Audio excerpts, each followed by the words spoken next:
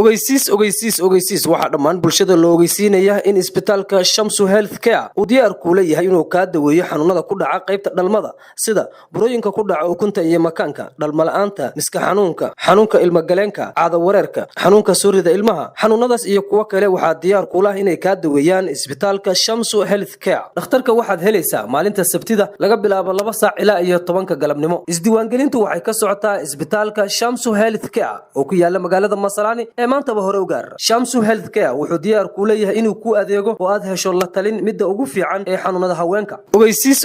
ogeysiis waxa dhammaan bulshada loo ogeysiinaya in isbitaalka Shamsu Health Care uu diyaar ku leeyahay inuu ka daweeyo xanuunada ku dhaca qaybta dhalmada sida burooyinka ku dhaca ukunta iyo makaanka dhalmo la'aanta miska